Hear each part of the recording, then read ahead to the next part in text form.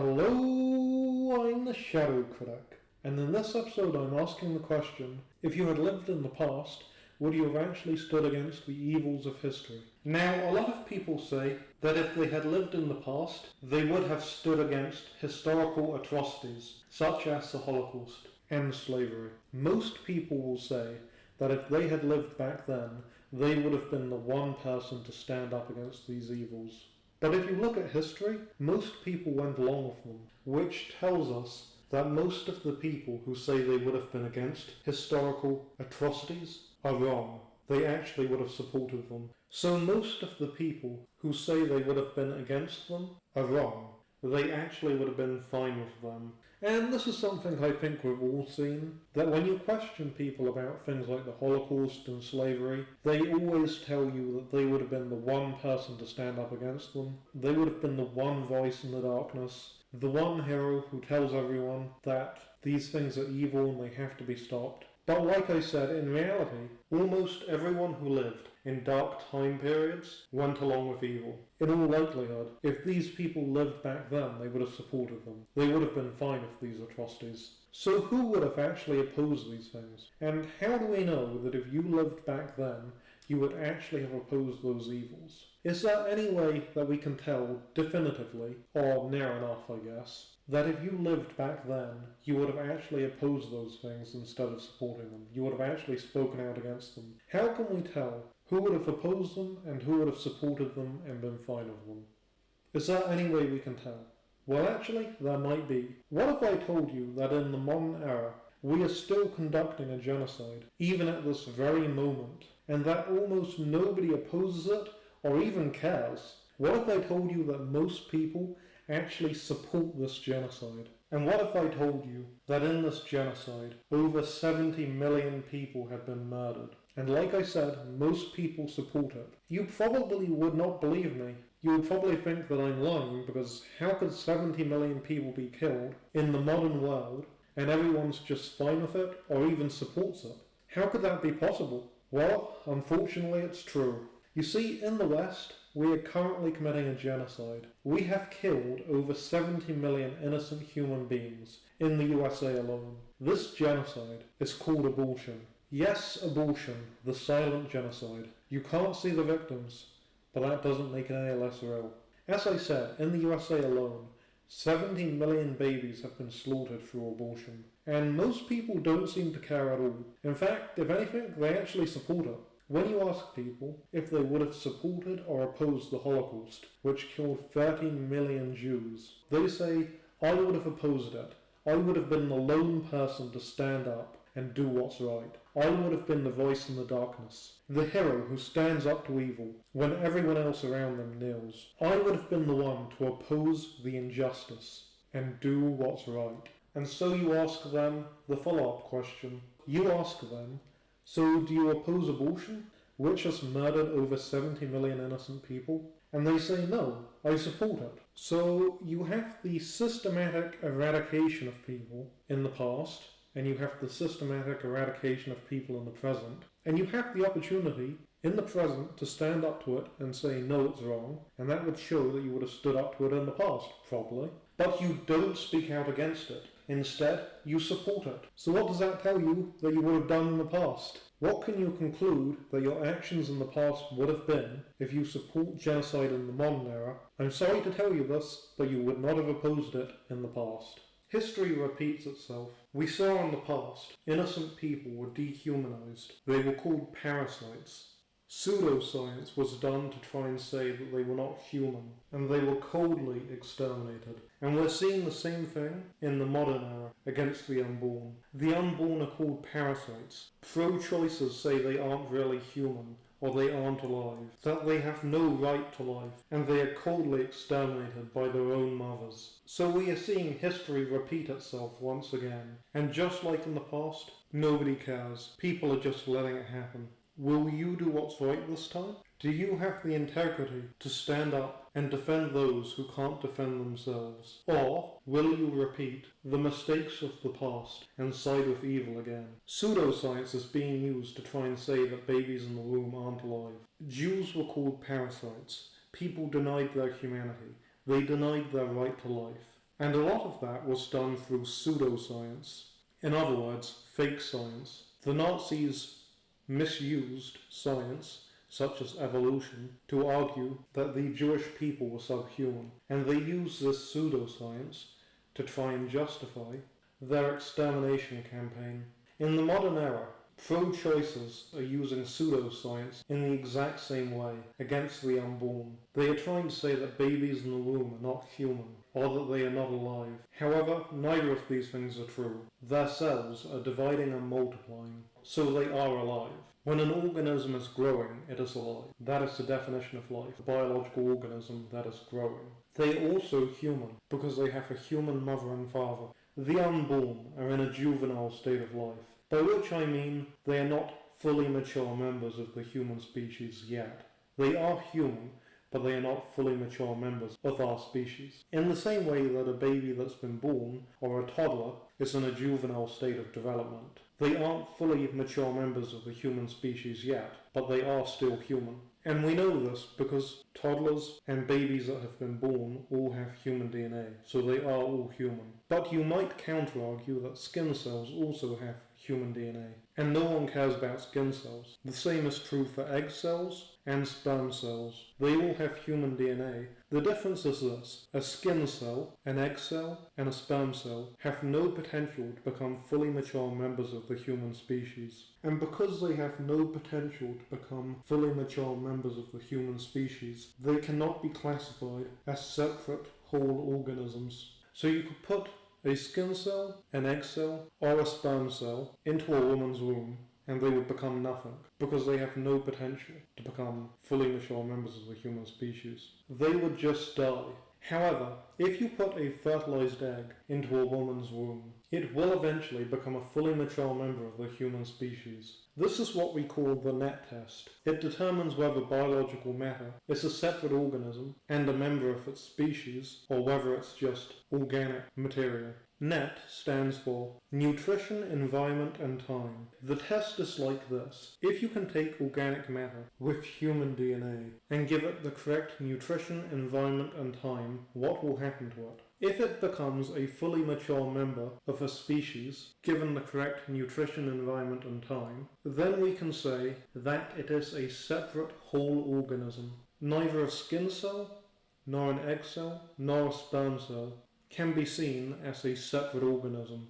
They do contain human DNA, and they are alive, but they are not separate organisms, because they do not have the potential to become fully mature members of their species. So fetuses are different to skin cells, egg cells, and sperm cells, because sperm cells, egg cells, and skin cells are not separate organisms, as they have no potential to become fully mature members of the human species. But a fetus, given the correct nutrition, environment and time, will become a fully mature member of the human species. Therefore, it is a separate, complete organism. So there you have it. Babies in the womb are alive and separate, complete organisms. That is the scientific fact. Pro-choicers often like to use pseudoscience, as did the Nazis, to try and argue that babies in the womb are equivalent to skin cells, or sperm cells, or egg cells. That is not true at all. Here's another scientific fact pro-choicers don't like. At the moment of conception, the unborn child gains a complete, separate DNA code, unique and distinct from both its mother's and its father's DNA codes. This DNA code is made up of 50% of its mother's DNA and 50% of its father's DNA. But it is unique and distinct from both of them. The DNA a child gains at the moment of conception is the same DNA that it will keep throughout its entire life. So even when a child is 90 years old, its DNA code is the exact same as it was at the moment of conception. It doesn't change at all. DNA codes are created at the moment of conception, and they stay the exact same throughout the person's entire life. They don't change. And this DNA code contains all of the stuff you would expect it to contain. All of the genetic information that a person needs throughout their entire life. It contains things like their eye color, their hair color, and their skin color. So science absolutely shows, beyond any shadow of a doubt, that life begins at conception. By the way, even secular, atheistic, pro-choice, liberal biologists agree that life begins at conception. There was a great story a few years ago about how a bunch of liberal scientists accidentally admitted on a survey that life begins at conception and that babies in the womb are both fully alive and fully human. And when they realized the survey was going to be published, they got really angry about it because they had mistakenly admitted the truth. They even sent intimidating letters to the person in charge of the survey to try and get them to not publish what they had said, but it was too late. So even liberal, atheistic, secular, pro-choice biologists know that life begins at conception, and they admitted that in a survey. They got extremely angry when they realized that the results were going to be published, and they had accidentally admitted that babies in the womb are both fully alive and fully human, but it was too late. So even liberal, atheistic, secular biologists who are pro-choice agree with us that life begins at conception. It is true. It is scientific fact. So science shows that life begins at conception. Pro-choicers use pseudoscience to try and argue against it, but real science shows beyond any doubt that life begins at conception, and there is no arguing against that. It is scientific fact. So life begins at conception. So the question is this: are you going to protect the unborn? Are you going to help the defenseless be defended? Are you going to defend those who can't defend themselves? Or are you going to join the side of evil and help the genocide happen? If you become a pro-choicer, it's proof that you don't care about other people. You don't care about protecting the innocent. You don't care about helping the defenseless. If you are a pro-choicer, it shows that if you had lived in the past, there is no question that you would have supported evils such as the Holocaust. If you are a pro-choicer, you are the kind of person who, when evil arises, would do nothing to stop it. And sadly, we can be certain that you would help such evils take place. If you were that type of person in the modern era, you would have been the exact same type of person in the past. The fact is, pro-choicers would have been Nazis if they had lived in the past. As for those who are neither pro-choice nor pro-life, they would have been like the German people who passively watched the Nazis' evil and did nothing to stop it. However, if you're a pro-lifer,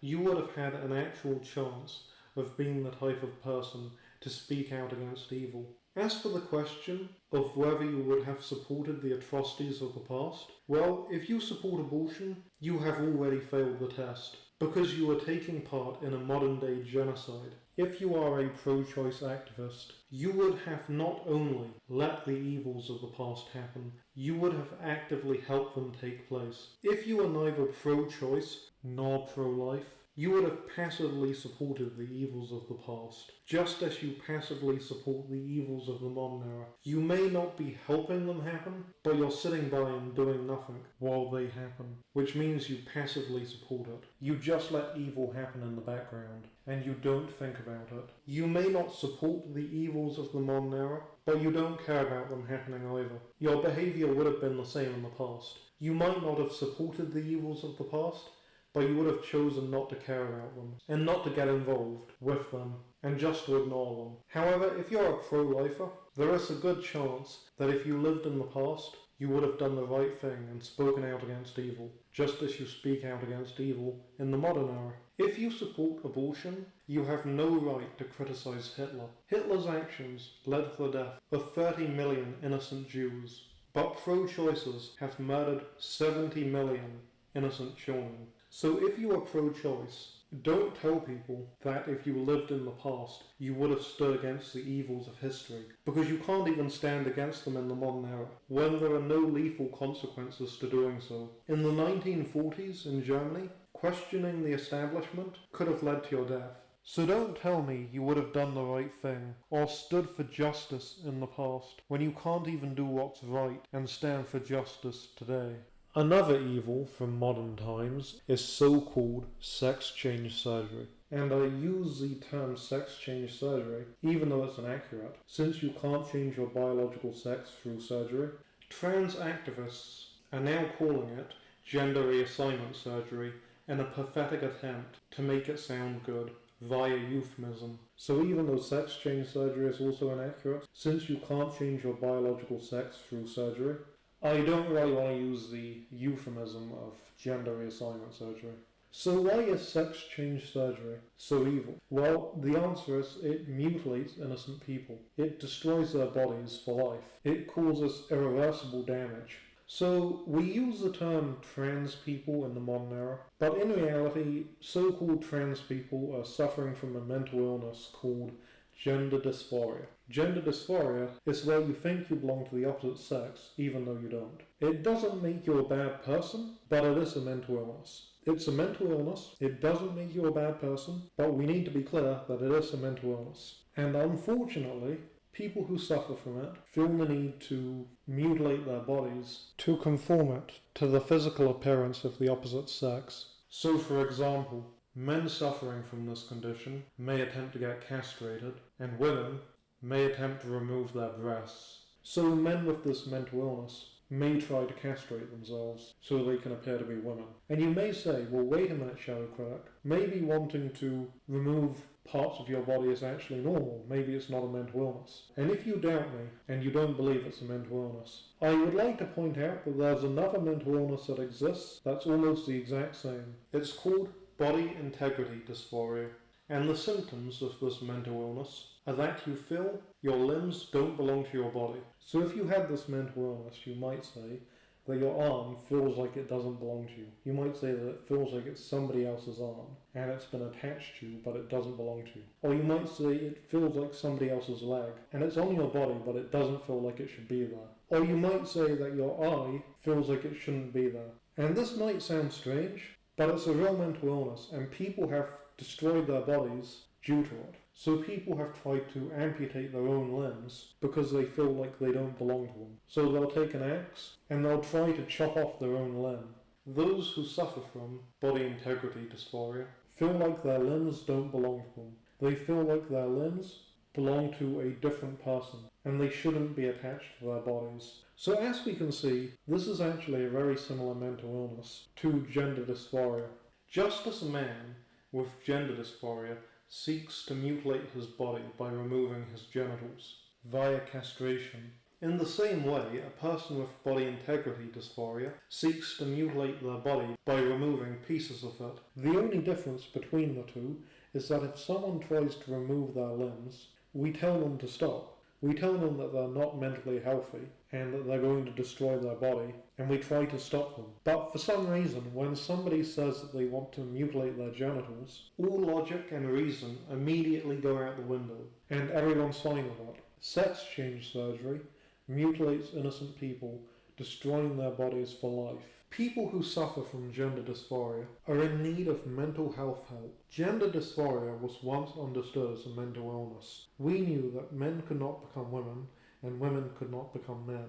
We knew that you could not change sex through surgery. We knew that it is impossible to change your sex through surgery, and that anyone who was trying to do so would permanently damage their body. Now, if you truly cared about people, and you were the kind of person to stand against historical atrocities, you would tell people not to mutilate their own genitals. You would warn people against damaging their bodies for life. I think I should explain exactly what I believe and don't believe when it comes to the entire gender debate. I think I should probably explain it, just to be clear, since half the video is going to be talking about this subject. I should probably clarify what I think about it. So here is what I think about the gender debate. I want to be clear here. I don't really care if a person wears clothing that is more aligned to the opposite sex. So for instance, I don't really care if a male wears more traditionally female clothing. And the reason for that is, it's because notions of gendered clothing are kind of abstract to begin with. So for instance, togas used to be masculine. So Roman senators wore togas. A toga is a kind of robe. So Roman senators wore these togas. And the senators were all male. So all of the male senators were wearing togas. And it was a sign of their power. And because the senators were all male, it was a symbol of masculine power. The togas were a symbol of their masculine authority. And for regular Roman citizens, male or female, all of them wore robes. So robes used to be for males as well as females, and if you were wearing a toga, that was an expressly male thing. But now if we saw someone wearing a robe, we would probably say they looked pretty feminine, right? Because robes look a lot like dresses. So if we saw a guy wearing a robe, we would say he's probably pretty feminine. Unless, of course, you're in Scotland, in which case wearing a robe is actually seen as masculine because of the kilts. So what I'm saying is notions of gendered clothing are constantly changing, so I don't really care about whether a man wears clothing that's traditionally thought of as female or traditionally thought of as male. I myself wear pink all of the time, so is that a feminine thing? Maybe, because pink is seen as feminine. Before World War II it wasn't, but it is now. So that's what I'm saying. Gendered clothing is kind of a pointless concept. So when I say I'm against the trans movement, I don't mean that I want to make people wear certain kinds of clothing that I feel reinforces their biological sex. That's not what I mean. I don't really care what kind of clothing you wear, to be honest. As long as if you're in public, it's modest, obviously. Apart from that, I don't really care what kind of clothing you wear. So I don't really care what kind of clothing you wear, to be honest, whether it's male or female. Even jeans were once seen as a male item of clothing, but nowadays it's very normal for females to wear them. So like I said, I don't really care what kind of clothing you wear because that always shifts anyway. So I think that concepts of gender-specific clothing are kind of irrelevant. However, when a person has gender dysphoria, when they think that they're a member of the opposite sex, they are unfortunately suffering from a mental illness. And I'm not saying that in a derogatory way. I'm not saying that to be offensive or provocative. I'm merely saying that as a classification of a phenomena. So I'm saying it to classify a phenomena, not to be offensive. A person who is male, who believes that he is in some sense female, despite the fact that he isn't in any way, is suffering from a mental illness known as gender dysphoria. And mental illness is an unfortunate reality, but it can be dealt with. So these people are vulnerable because they are not perceiving reality correctly. Their perception of reality is off, so they are vulnerable. But unfortunately, in the modern era, we gaslight them. We tell them, no, you genuinely are a member of the opposite sex. And you can change your sex by taking these harmful hormones and by getting your genitals mutilated.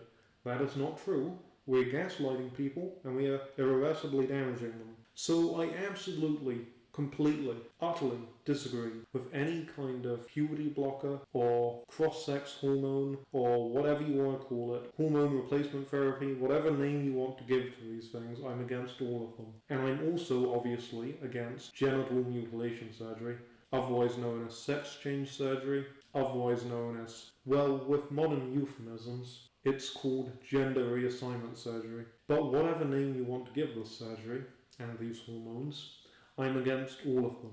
I think the gaslighting that we do to these vulnerable people is cruel, and the damage we cause to their bodies is sadistic, horrific, depraved, and evil. So to summarize, I don't care what kind of clothing you wear, because notions of gendered clothing change all of the time, but I absolutely, utterly object to all uses of cross-sex hormones or puberty blockers, to hormone replacement therapies, to sex change surgeries, and to gender reassignment surgeries, or genital mutilation surgery, whatever you want to call it. I object to all of that stuff completely. However, my feelings on gendered clothing are different because clothing rules and regulations are highly abstract and dependent on subjective cultural norms. So as long as you reject the trans body mutilation ideology, I don't really care what kind of clothing you wear. The example that I often use to explain my feelings and views on notions of gender-specific clothing is that I use Haku from Naruto, because Haku dressed like a girl. He dressed in a very feminine fashion for an unknown reason. But he wasn't suffering from gender dysphoria. He knew he was a boy, everybody called him a boy, and he referred to himself as a male. He also had no desire to mutilate his genitals through surgery, or to take harmful cross-sex hormones. He was just a normal boy who happened to dress as a girl, for whatever personal reasons he had. And I wouldn't object to him doing something like that. Because, like I said, I don't really care about what kind of clothing you wear. But once you bring in cross-sex hormones and genital mutilation surgery, I have to firmly say no to those types of things, because they are barbaric and vicious crimes against the human body that cause permanent, irreversible damage. So I wouldn't object to someone like Haku, who merely wanted to cross-dress for whatever reason he had. But if anyone wanted to take cross-sex hormones or use genital mutilation surgery, I would be compelled to attempt to stop them from harming themselves due to the virtues of compassion and mercy. In the same way that if someone took out an axe and tried to chop off their leg in front of me, I would be compelled, through compassion and mercy, to try and stop them. I would try and wrestle the axe away from their hand and try and stop them, because compassion and mercy would require me to attempt to stop them. So I completely reject sex change surgery and the use of all and any cross-sex hormones. But like I said, I only really have one real rule when it comes to clothing, and that is, it has to at least look good on you. So for example, if you're an 8-foot tall dude built like a bodybuilder, then maybe wearing a pink lacy dress isn't a good idea, because it's just going to look stupid. In my time on the internet, I've unfortunately seen quite a few giant muscle-bound men wearing pink lacy dresses, demanding that people call them Miss and she. Like I said, my only real rule is that whatever clothing you wear, it has to at least look good on you. For example, once again, Haku's clothing looked good, but it's because his clothing matched his body type and facial structure. In my time on the internet, I've seen quite a few 8-foot tall muscular dudes wearing like pink dresses and stuff, and they always look ridiculous and stupid. So, at the very least, my only rule is that whatever clothing you wear has to at least look good on you. But I digress.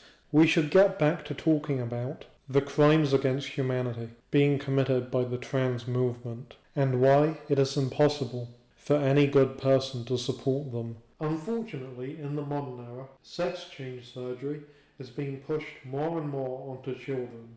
In places like California, and other such morally desolate hellholes, children have been prescribed puberty blockers, which, as the name suggests, are hormones that will stop them from going through puberty.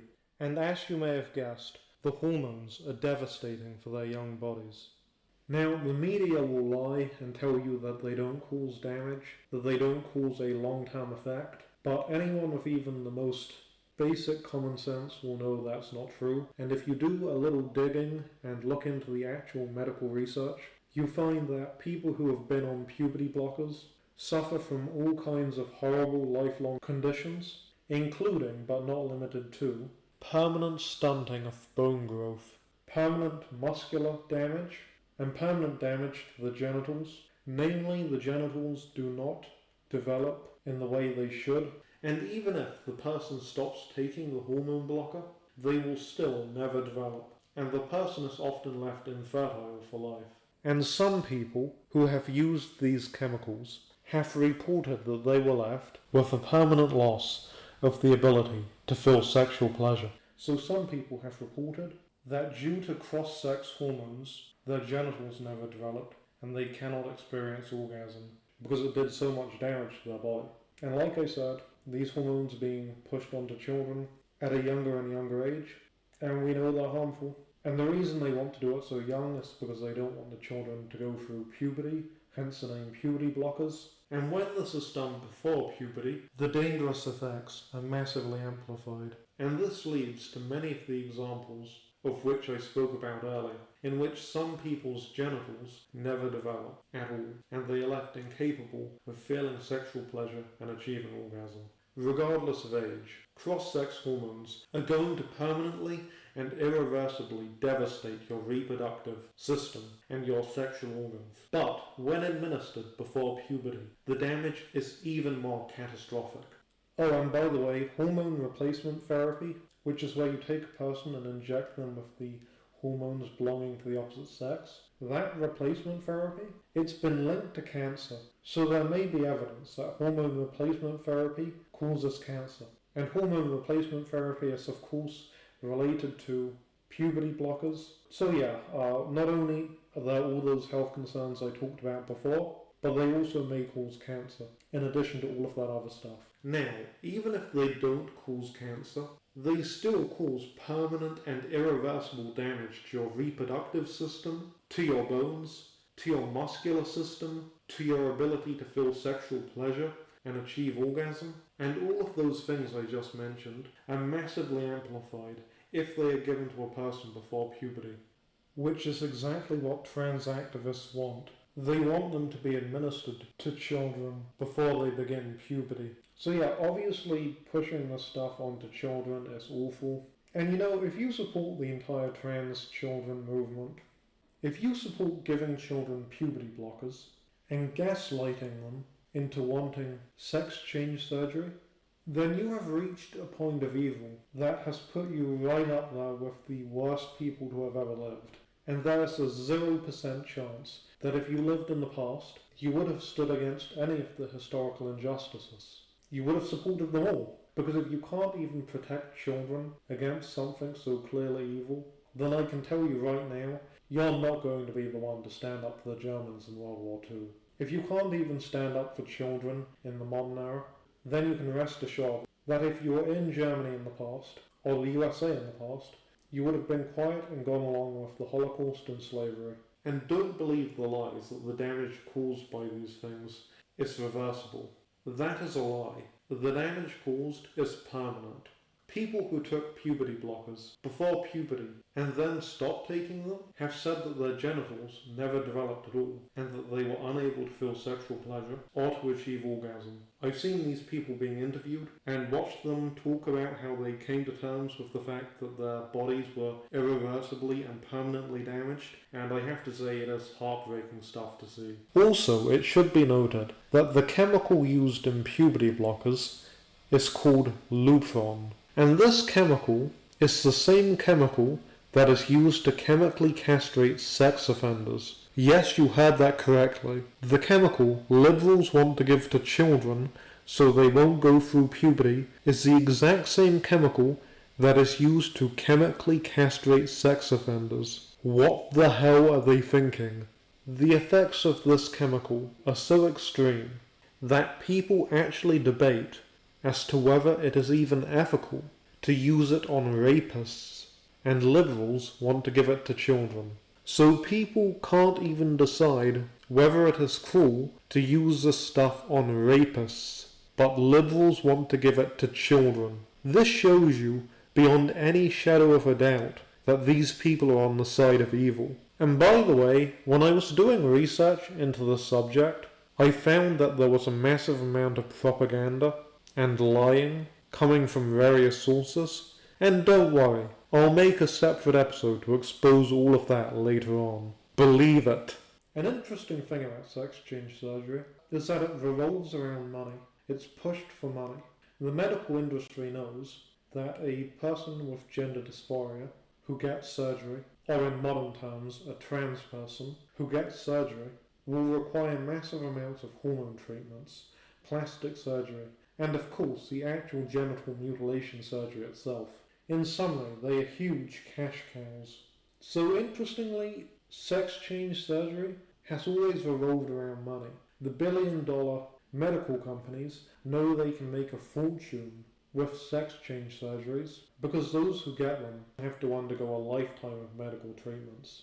Because those who get sex change surgeries require an enormous amount of medical attention. So the medical industry is very interested in pushing this onto the general public because they want to make as much money as possible. And this is why you get so much of the popular media supporting this insane notion that men can become women through surgery. Even 10 years ago, people knew that was insane. Until very recently, everyone knew that was insane. But nowadays, the biggest voices in pop culture, from politicians to celebrities, to TV shows, to movies, all support trans ideology. And the reason is because the giant medical companies have realized they can make money from it. They can make a huge amount of money from it. That's not the only reason, obviously there are other reasons, but I'm just saying it's something to think about. But my point is, sex change surgery is obviously evil, and yet everyone just sort of goes along with it. However, I think that sex change surgery is actually a lot like the medical treatment known as lobotomies. A lobotomy, for those of you who don't know, is a medical procedure they came up with in the past in which they would try and calm down a mentally ill person by severing a part of their brain called the frontal lobe. Lobotomy is a process in which parts of the brain are removed. They would try and calm mentally ill people by removing parts of their brain. Obviously, this caused irreversible damage, but the medical experts and doctors of the time said that it was the best treatment for people with mental illness. In fact, they said that you would be cruel if you didn't support lobotomy. They said that mentally ill people who didn't have lobotomies could be in danger. Does any of that sound familiar? Because that's what they tell you about sex change surgery in the modern era. They tell you it's the best treatment for gender dysphoria. They tell you that you're cruel if you don't support sex change surgery. They said that it was cruel to not support lobotomies. They say that if you don't support sex change surgery, you're cruel. They say that if you don't support sex change surgery, you're putting the lives of trans people at risk, even though that's not true and there's no proof of that. In fact, there's evidence that the opposite is true. So as you can see, it's really the exact same arguments. And those arguments were being used to justify medical atrocities in the past, and they're being used to justify medical atrocities in the present. Genital mutilation surgery will one day be seen in the same way that we see lobotomy, because they are both destructive, permanent, and cruel. And yet most people are too afraid to oppose genital mutilation surgery. It's not that they don't know it's wrong. Most people know full well you can't change biological sex through surgery, but they go along with it out of fear of questioning the establishment. Such people would have been the ones who were too afraid to speak out in Germany, and who were too afraid to speak out against the medical establishment for its use of lobotomies. Lobotomies were a cruel attempt to cure mental illness by destroying the brain structure, and sex change surgery mutilates the body for the same reason. So if you support abortion and genital mutilation surgery, you would have supported the evils of history. And I know that because you're supporting evils in the modern era.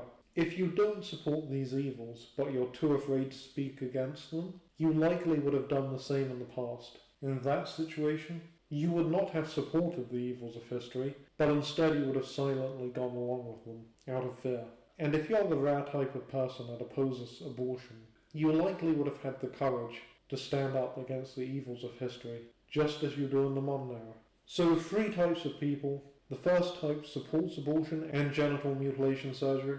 These people absolutely would have supported the evils of history, because they're supporting the evils of the modern era. The second type doesn't support abortion and genital mutilation surgery, but they are too afraid to speak up against them. So it's likely that if they lived in the past, they would not have supported the evils of history, but they would have silently gone along with them out of fear.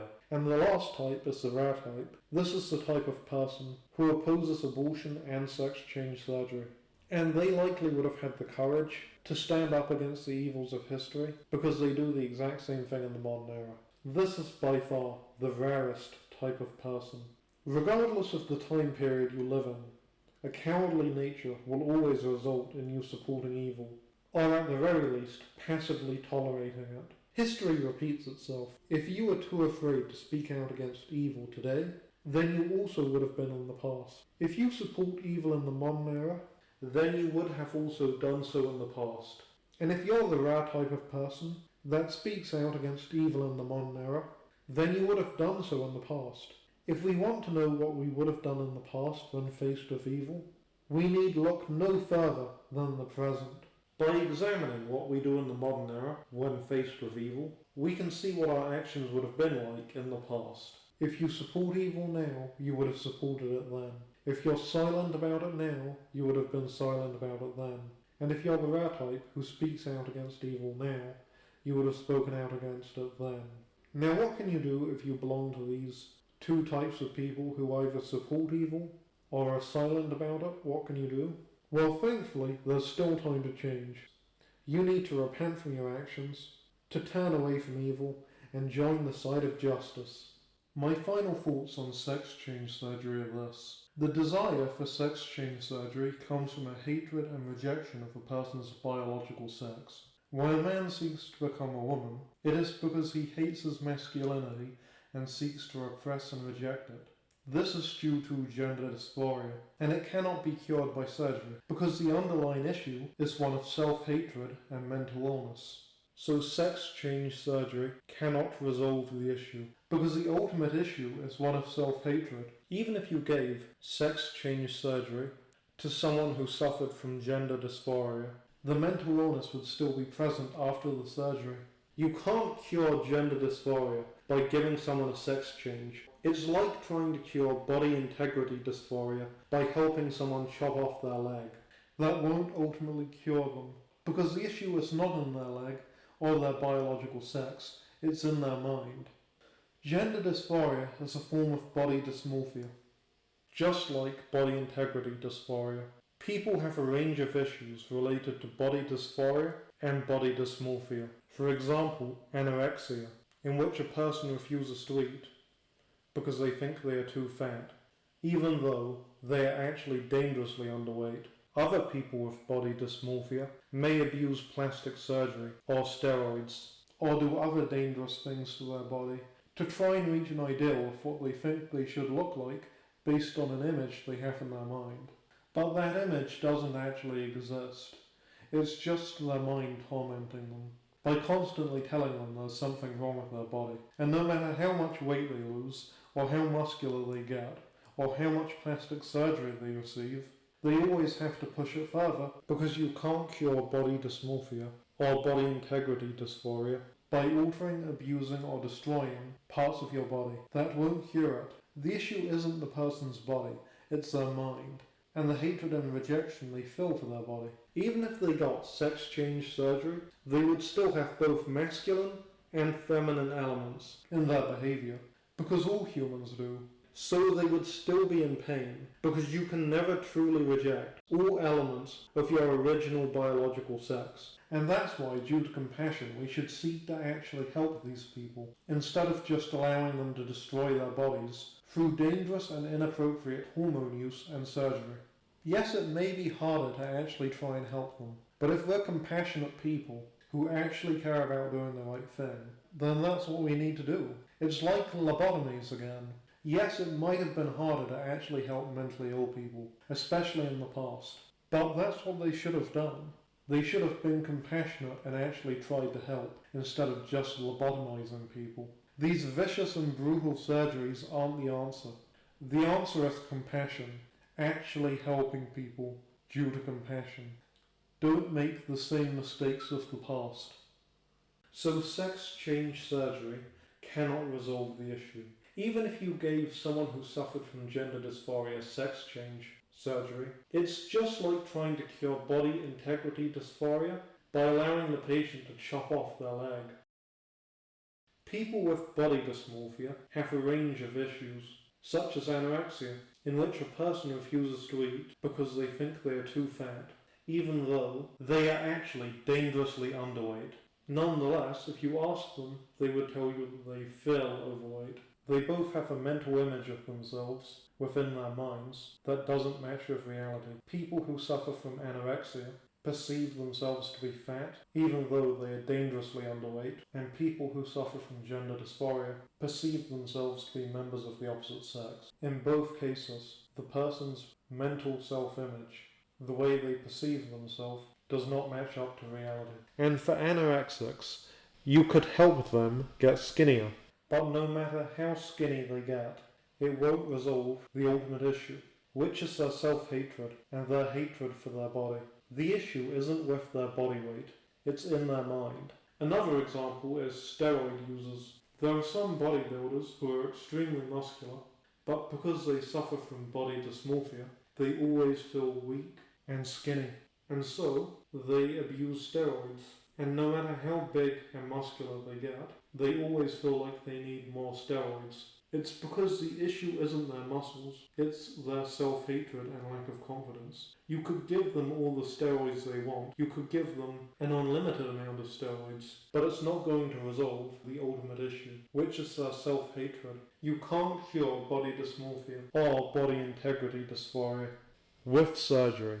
A popular talking point on the left is that they have numerous studies that support the view that surgery for those suffering from gender dysphoria is extremely helpful. They say that sex change surgery reduces depression and suicidal traits in those suffering from gender dysphoria, and they say that they've proved this through numerous studies. However, you need to be very careful when people say that they have studies that prove these extreme claims, because oftentimes these studies are not as straightforward as they seem. So, for example, many of the studies that say trans surgery has beneficial effects were conducted by the evil medical corporations that are making billions of dollars off trans people. So, for example, one of the things you often hear those who defend the surgery say is they'll say something like, well, the World Health Organization have said that trans surgery is good. But the issue is, organizations like that are often highly influenced, if not directly controlled, by large multi-billion-dollar medical corporations. So the corporations make billions of dollars from trans people getting surgery, and when medical organizations say that trans surgery is good, we have to remember that they're often being influenced, if not completely controlled, from the shadows by large, faceless, billion-dollar medical companies. Some of the medical organizations are openly controlled by billion-dollar medical corporations, while other medical organizations seem independent at first glance, but the reality is, the same medical companies are influencing and controlling them from the shadows. So the very people saying that these surgeries are good and necessary are influenced and controlled by the people making money off them. Other studies that are often cited are supposedly independent, so they say that they also have independent studies. And the ones that I often hear about is the one that was done by Sweden, or multiple independent studies done by universities such as Yale and Harvard. So they say they have these independent studies, such as the Swedish study, and they also say they have multiple independent studies done by Yale, Harvard, and other universities that show that trans surgery has a beneficial effect on people with gender dysphoria. On face value, that sounds more promising. That sounds rather compelling, until you actually start to think about it on a deeper level. First of all, Sweden is one of the most left-wing countries in Europe, and Europe is already pretty far left as it is. I live in Britain, and apart from their economic policies, the Conservatives are pretty much indistinguishable from the left. They're pretty much the same as the left. In fact, the cowardly Conservatives in my country just voted to extend abortion even further. So they want abortion to be available until the moment of birth. Now, of course, I believe that all abortion should be illegal, but my point is that Britain is incredibly left-wing. Even the Conservatives are pretty left-wing. However, even in Britain, we know that Sweden is extremely far left. So even in our already left-leaning country, we know that Sweden is extremely far left. Scandinavian countries have always been into weird gender ideas and experiments. So, for example, in Sweden, they raise boys by treating them like girls in an attempt to curb their masculinity. So, for example, schools call boys hens in Sweden. So they call the boys hens, which is a gender-neutral non-binary term that was recently introduced by the radically left-wing Department of Education, and they have the boys dress and act like stereotypical girls to try to stop them from becoming too masculine. So what I'm saying is, it's not like Sweden is unbiased. They want all this gender-swapping trans stuff to be true.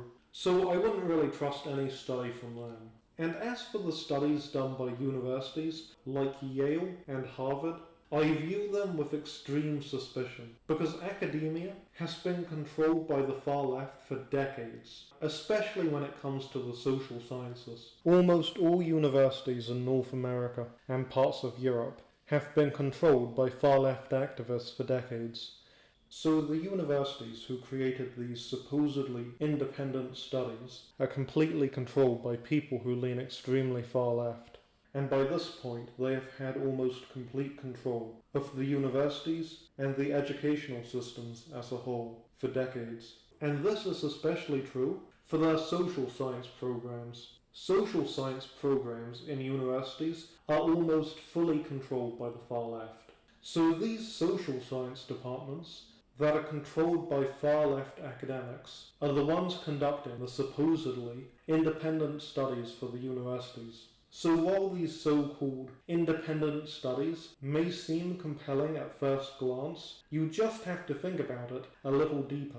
Countries like Sweden are radically far left, and most of the universities have been controlled by academics who are on the far left for decades now. And this is even more true for the social science departments that are the very departments that are conducting these so-called independent studies. So these seemingly independent studies are in fact very biased, trusting the universities, Sweden, and the medical companies to perform an honest, unbiased study is kind of like going to KFC and asking them to conduct a study as to whether their food is healthy. What do you think the answer is going to be? What do you think the answer to that hypothetical study is going to be? Obviously, the answer is going to be yes. They're going to say, our food is healthy for you. It's much better for you than our competitors' food. And if you ask McDonald's the same thing, they'll say the same thing about their own food. They will say that the food they sell is the healthiest option. So trusting the universities, Sweden, and the medical companies to perform an honest, unbiased study, like I said, it's like asking KFC or McDonald's to conduct an internal study into researching whether their food is healthy. The answer is obviously going to be biased. In addition to all of that, multiple new, truly independent studies have come out that show that suicidal tendencies and depression don't decrease after surgery. If anything, they may actually go up, according to these new independent studies.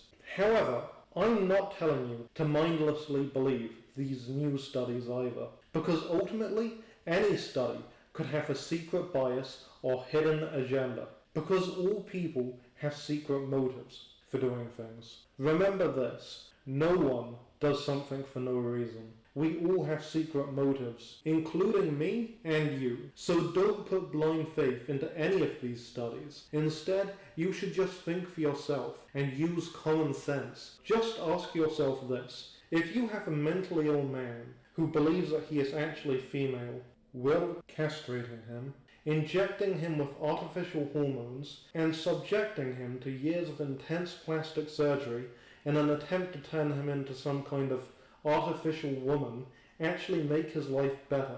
The answer is obviously no. You don't need any study to tell you that. Just use some damn common sense. And the same is true for a mentally ill woman suffering from gender dysphoria.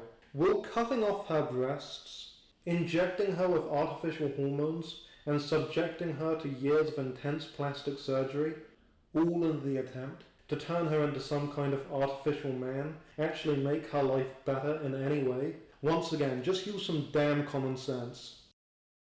Finally, these studies do not take into account the sunken cost fallacy, in which someone who has invested a lot of time and money into something will stand by their decision and double down on it, even if they know they are wrong. It relates to this because trans people invest huge amounts of time, money and energy into getting surgery. They also risk their social reputation and potentially have to give up friendships and family in their transition. My point is, they invest so much into getting surgery, so if they begin to regret it afterwards, there's a huge incentive for them not to admit that and to double down.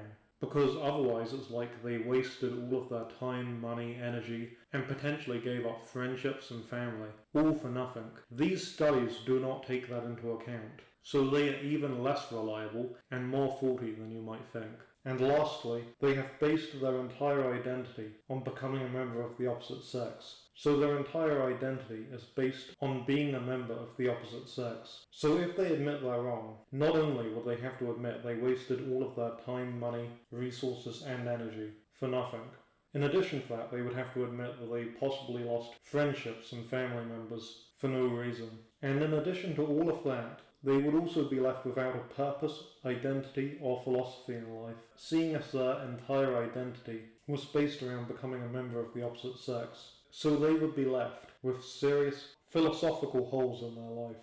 Therefore, even if they get the surgery and begin to regret it, they are not likely to admit that, because once again it would mean admitting they wasted their money, time, resources, energy, possibly lost family members and friends, and it would leave them without a purpose, identity, or philosophy in life. That's a lot to lose. So even if they realise they were wrong after the surgery, they are unlikely to ever admit that, and more likely to double down due to the sunken cost phenomena. However, this is something the studies don't take into account.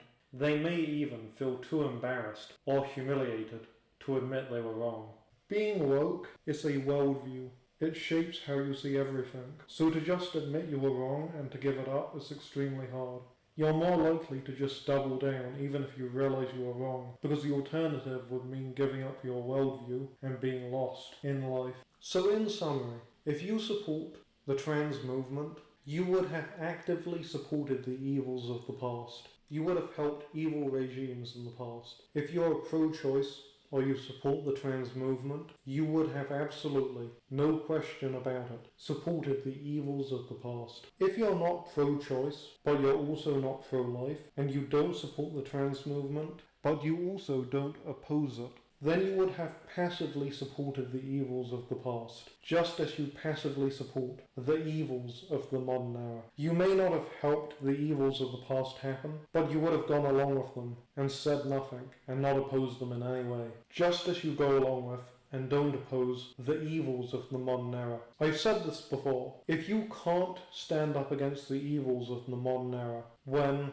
in this current time period, the worst thing that can happen to you is that freaks on Twitter get angry at you, then you would not have opposed the evils of the past. Because if you let the possibility of freaks on Twitter getting angry at you stop you from doing the right thing and opposing evil, then you would have absolutely let the Nazis stop you from doing the right thing when they pointed a gun in your face. If you can't stand up to freaks on Twitter, you're not going to stand up to Nazis with guns. Now, if you're a pro-lifer, you might have possibly opposed evil if you had lived in the past. Maybe you would have been the one to stand up against the evils of the past. We know that it would have been a rare type of person. We know that most people just went along with or supported the evils of the past. But pro-lifers are very few in number compared to the amount who are pro-choice or just don't care at all. So maybe you really would have been one of the few to stand against the evils of the past and to oppose the atrocities. Just to be clear, when I say that you should be pro-life and speak out and oppose evils such as the trans movement and abortion, I just wanted to be clear. I'm not saying that you need to set up a YouTube channel like I did. And I'm not even saying that you need to protest in the streets or anything. All I'm saying is that when people ask you for your opinion on abortion and the trans movement, just say that you think both of them are wrong. That's all you need to do. You don't need to set up a YouTube channel or go and protest in the streets. You just have to tell people it's wrong when they ask. That's all you need to do to speak out against and oppose evil. If you do that, then there's a high chance you would have done the right thing if you had lived in the past and you were faced with great evil. You likely would have spoken out against it and opposed it. So all you need to do is when people ask you your opinion on these things, just tell them that you think both abortion and trans surgery are wrong. That's all you need to do. It may not feel like much, and it may seem like it's doing nothing. But sometimes even the smallest resistance against evil brings about great positive change for the future. And even if nobody, not a single person listens to you, at least you can live knowing that you stand for the right things and that you stand on the side of justice. Even if no one else cares about evil at all. Even if you're the only person who cares and nobody else gives a damn, at least you can know that you stood on the side of justice. Thanks for listening. I'm the Shadow Critic.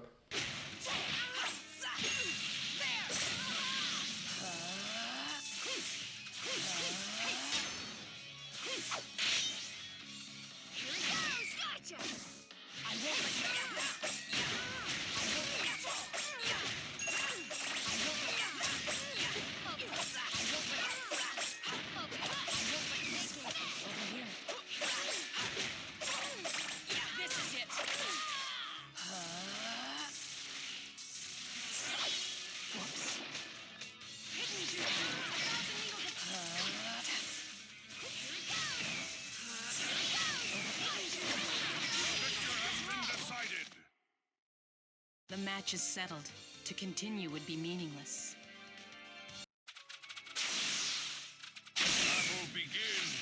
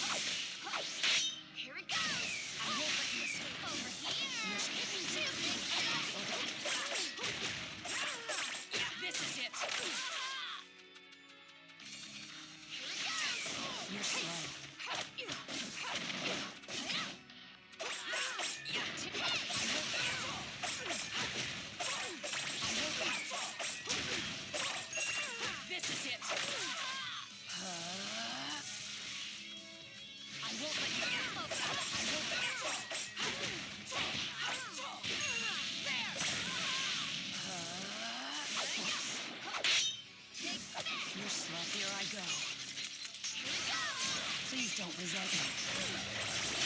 I'll do anything to make his dream come true. This is the fate of a ninja. The victor has been decided.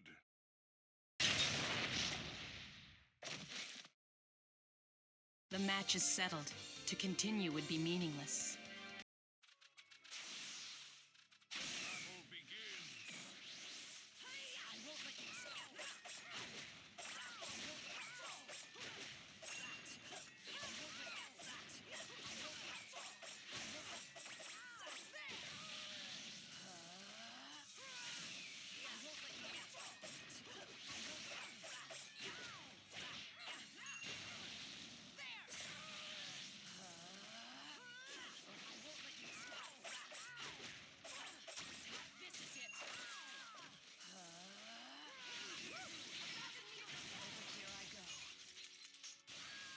Please don't resent me. This is the fate of a ninja.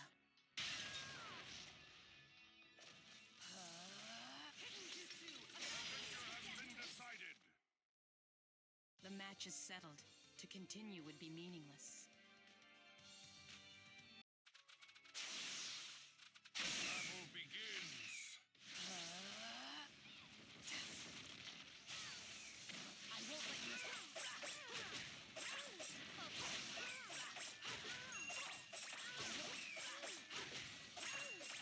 This is it.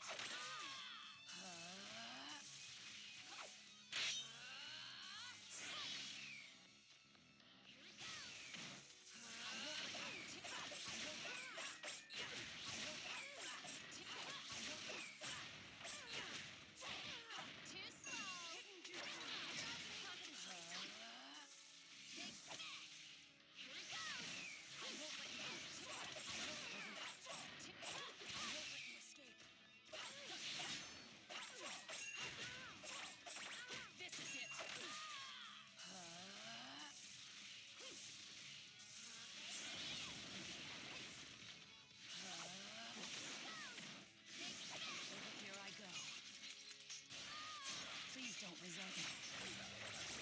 I'll do anything to make his dream come true. This is the fate of a ninja. The victor has been decided.